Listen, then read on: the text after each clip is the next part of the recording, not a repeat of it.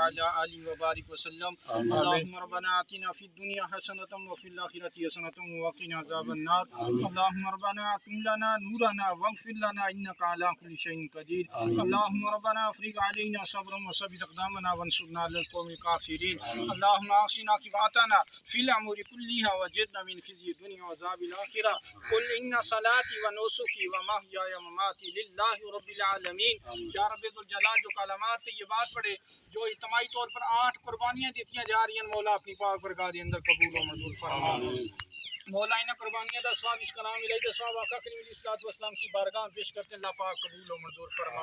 مولا میرے آقا کریم علیہ الصلوۃ والسلام کے وسیلہ جلیلہ نال انہاں قربانیاں دا ثواب اس کلام الہی دا ثواب حضرت ابراہیم علیہ الصلوۃ والسلام حضرت اسماعیل ذبیح اللہ کی بارگاہ میں پیش کرتے اللہ پاک قبول و منظور فرما.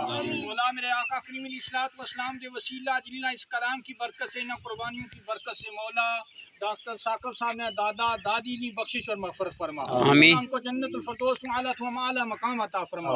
مولا ان کی قربانیوں کو اپنی پاک برکات کے اندر قبول و منظور فرما. مولا ڈاکٹر ثاقب صاحب کے والدین مسعد اور تندرستی عطا فرما. مولا جن افراد کی قربانیاں دیتیاں گئی ہیں مولا جو دنیا تو پردہ فرما گئے ان کی بخشش فرما. جو زندہ ہیں صحت اور تندرستی عطا فرما. مولا اپنا فضل اپنی مہربانیاں فرما. مولا پاک ہم گنہگاروں نے جو تیری رحمت پاک سے مانگا مولا وہ بھی عطا فرما. مولا جو نہیں مانگ سکے وہ بھی عطا فرما.